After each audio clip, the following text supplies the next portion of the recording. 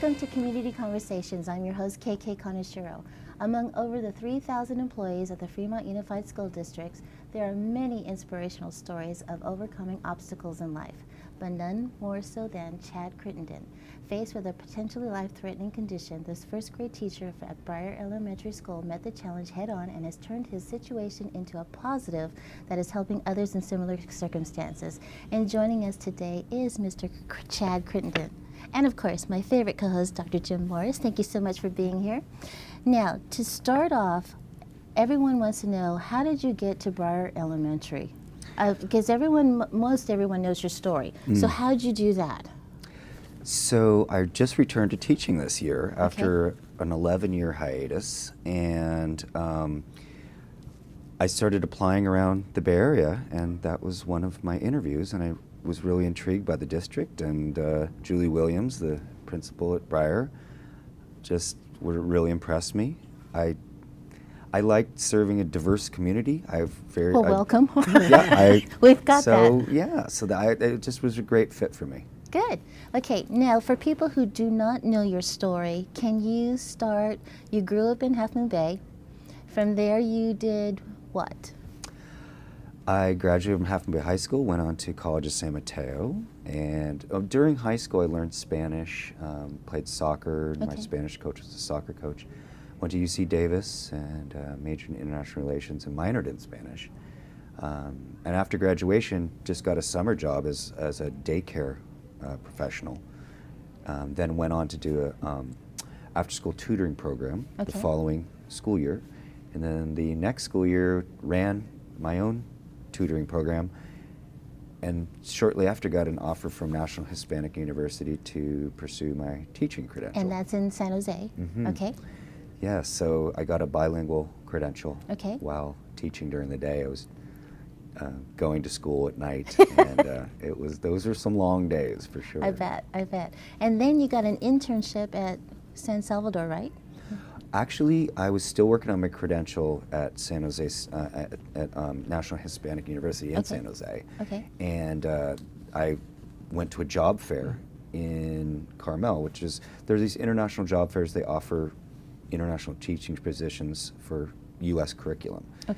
And I accepted a 2-year contract in San Salvador, in El Salvador, and at Escuela Americana, which is a international school. And that's where I went next. From there, though, what happened? There I met my wife, who's Canadian. She was actually down there already. She had been traveling, teaching in Ecuador and Colombia, and she was in El Salvador at the time. And we met and moved back to the U.S. and continued our teaching career. Great. Now in 2002, something very significant happened to you, and if you could briefly tell our viewers about that, that would be great. So it was after my 8th year of teaching, I discovered some sort of growth on the bottom of my right foot. And I was a big soccer player at the time. I wanted to have this thing removed because the soccer season was coming up. And although the doctors dissuaded me, I insisted on having this removed, this growth. It was we thought it was a cyst. It turned out to be a cancerous tumor. And oh my gosh, wow. It was a pretty deadly form of cancer called synovial sarcoma, and the options were limited. One was to remove part of the foot. It would give me some mobility, no ability to run. The other one was to remove the foot like right below the knee, and so I opted for the latter, and so that sort of started my whole new life, as it were. Now I read on your website, what was it, 9 months after your surgery, you did a triathlon? I mean, that's amazing. Your doctors must have went, this is the same guy?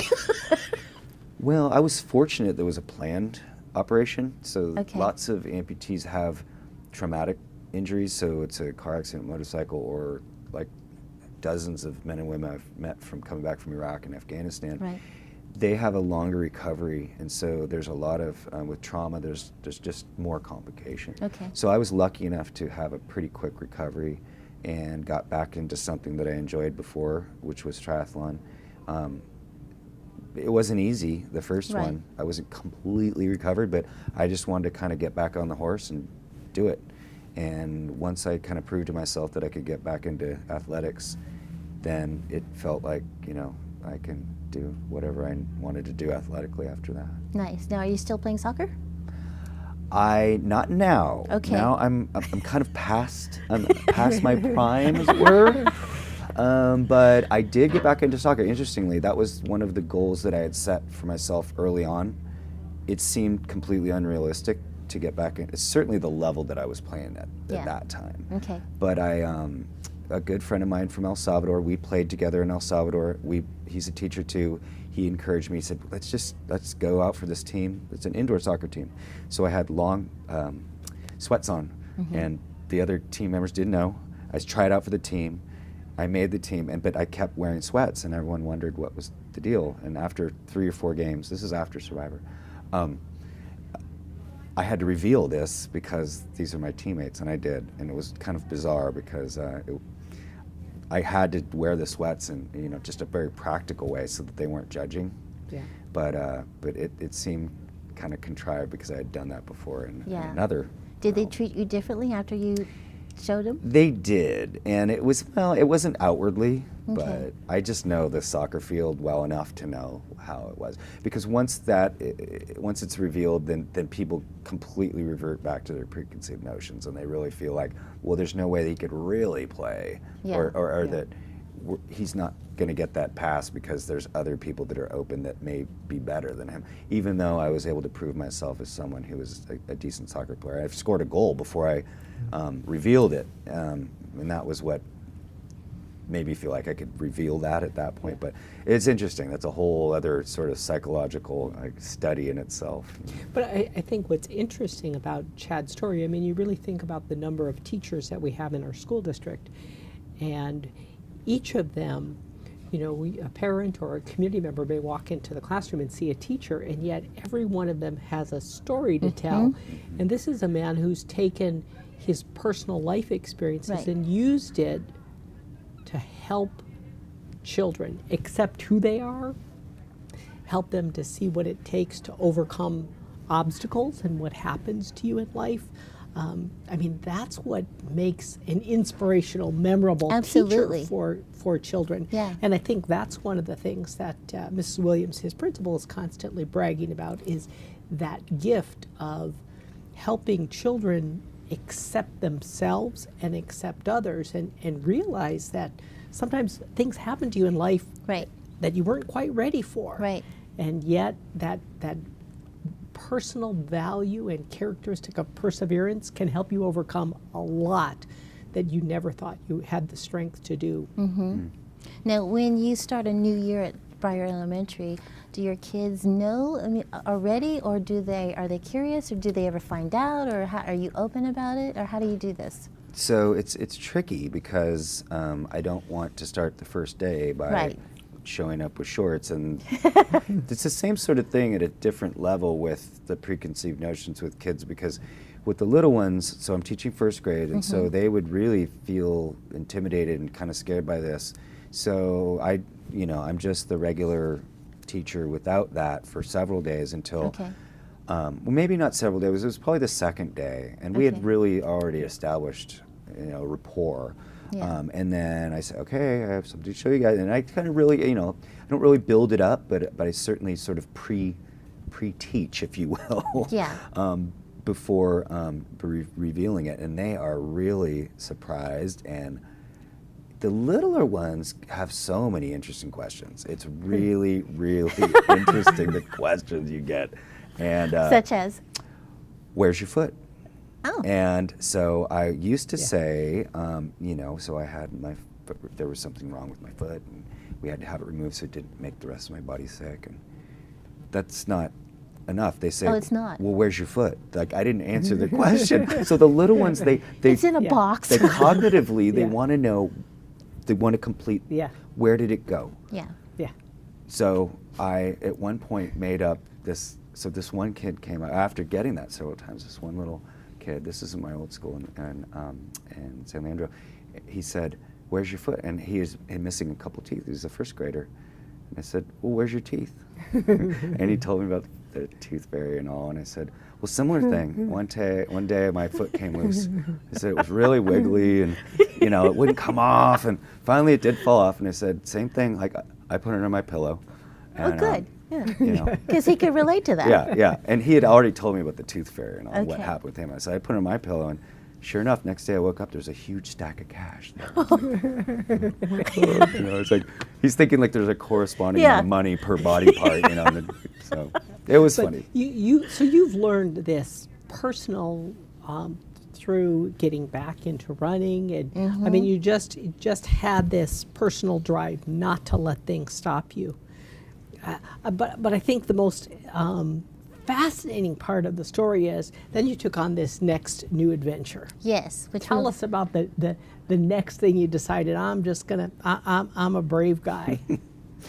So after the surgery and getting back, I went to I was starting the next school year. I had recovered. I was off of crutches. I was getting back completely, after the triathlon and stuff. I was walking normally and everything. My wife and I had been huge fans of the TV show Survivor, and we watched the premiere of Survivor 8, which was Survivor All-Stars. And the guy comes on at the beginning, or the announcer, and says, if you'd like to be the next contestant on Survivor, send it. And it literally and figuratively lined up because my leg was there and there was the TV and it all sort of was there. I was like, yes, that would be, it was almost like an epiphany. I Yeah. realized that this is something I could completely make happen. And so I turned to my wife, and the other time that I'd asked her about applying to Survivor was the first season. She was about 7 months pregnant. She's like, how long would you be gone? Yeah. Like, don't want to do it. No. So this time, I just gone through the surgery, and I turn, and she's pregnant with our second. And I said, honey, what do you think? And she goes, oh, whatever. Giving me the benefit of the doubt. I'm still doing CT scans and bone scans. She's like, all right. So sure enough, it all happened. And so I left for the show when my son was barely a couple months old. Okay. Yeah. Wow. And how long were you gone? 8 weeks. 8 weeks. Okay. In total. Yeah, okay. So that's from going to LA to Australia to Vanuatu. And then once the show was completed, then we still had some transition days and Okay. such. So was it difficult with your leg on an island? Yeah, I had prepared. So my Okay. prosthetist and I, he's the guy who works on my leg, he and I had done what we call guerrilla prosthetics, which was just like in the field, Okay. working on this thing. It's sort of like in boot camp where soldiers would be able to take apart their gun and put it back together and all this. Like, Right. you're so familiar with it, you can do it. So I did learn all these sorts of things on how to take care of there's lots of little components Right, and things. right. And that served me well because there were a couple of times where I needed to repair it. I needed to improvise, and Yes. and it was Because your doctor's not a phone call. Well, he is a phone call away, but he's not close by. not even a phone call. We Yeah. weren't allowed to Oh, make that's any right. communication whatsoever with the outside world because Wow. of, well, they don't want to Right. risk revealing any of the outcomes. So it was not easy, but I was prepared. So did you love it? No, no, it wasn't. Not at the time. When you're there, it's really horrible, and you wouldn't. You'd be hard pressed to find any former survivor that said that they had a good time when they were there because you're truly suffering, and it's not a contrived show where they let you do things off when the cameras are off. The cameras are never off, and they don't give you comforts necessarily unless you win them in these challenges. Right, So yeah. Right. it's really difficult and very hard. But when it was over, my gosh, the memory of it itself and the experience, now that was amazing. And I Right. will never regret that. That is just incredible. Can I ask a selfish question? Okay, on Survivor, when the cast is doing their thing, are the camera people also living off the same diet, or do they Oh, go no. and hide and eat real food away from you? So, okay, There's 3 shifts of 8 hours. Okay. So there's cameramen Uh-huh. and women, and audio, and then there's a segment producer. Right. And they eat normal, and they go back to the comforts of. So you it's don't called see base it, camp. No. but you don't see it. But when they Okay. come back, a new shift comes on. Say Okay. it was right after lunch, so our senses are heightened. So yeah. So this guy's giving me an interview. I was like, "Is that beef? Or, Are you I smell garlic." Beef stroganoff, maybe even. You know, and he's like, he's not supposed to talk to me. We're not supposed to engage. But our senses are so heightened. I bet. knew immediately that they had just eaten lunch, and I would just die for a bite of anything, really. So how much weight did you lose? 15 pounds in Wow. about 29 days, and Ooh. we were still eating Yeah. like one meal per day that we could find. There was a starch called manioc, which is kind of like a potato. Okay. And even with that one meal a day, it was dropping off. It was, Yeah. But some of the women were very skinny coming in, and then they really, and you've seen in other seasons where it's, it can be pretty, significant. Right. Yeah. Right. But it's just such a wonderful story of the human spirit, right? Uh-huh. I mean, after all you'd gone through in Yes. life, to then say, I want to face this challenge. Right. And I think you're right. It may seem from afar like a vacation to an exotic island, but it sure wasn't that. But it says a lot about Just to be open to say, I want to try this. to say I want to try it, and to know what a difficult challenge it is, and from the place that you were at in life, I think it's even more remarkable. And just the insights you can go back and share with students. Now, in addition to talking to your own students, you do some motivational speaking and have had some experience in talking to others. Okay, wait a minute. How do you fit that into your teaching schedule? Well, not now. Okay. But there's spring break, and there's the that's summer, true. and Okay. there's actually weekends too. So Okay. there are times. But the 11 years previous, I was doing college and university speaking. I was at the bureau and doing other speaking as well. But I do get some requests here and there. But what I right away is I look at the date, and if it's after June 12th, then or if it's on a Saturday or Sunday. Yeah. Okay. So anyone watching and they are currently facing some kind of physical limitation, or they have just heard from the doctor that there's some bad news that they have to take care of, so, what words of encouragement would you give somebody? Because you've been so positive. You just try everything. You went immediately back into sports, and I can see a lot of other people not having that same ambition, motivation, encouragement from their own support team. But what would you say to them to get them off their... Well, right away, I would like to just plug this. I run I facilitate a amputee support group in Santa Clara once a month. It's last Nice. Thursday at Santa Clara Valley Medical Center. Okay. And if there are amputees or people know of friends that are in that situation, they can contact Santa Clara Valley Medical Center. Okay. And we see And a you lot don't of care new, how they became an amputee, no, right? It doesn't matter. No, Okay. not at all. And Okay. and that's the whole thing, is that we see the gamut, whether it's disease, planned operation, traumatic. There's just incredible, some of the stories. Yeah. And mine's relatively simple, but just some of these amazing stories. So, but just one of the things that, I think the foundational place to start is just to have a positive attitude, and that's easy to say, but it's difficult to really give To live it. true advice on like how you do that. Yeah. But what it is one thing that you can start with is don't listen to those that say you can't do things. So the naysayers are just to put those out. And they're everywhere, aren't Right, they? yeah. Right. Yeah. And so when you say, I'd like to get back to this, or I'd like to go on to do this, and people say, you might want to consider that, put that out. And I know it seems cliche to say you can do whatever you want to do, but truly that is true.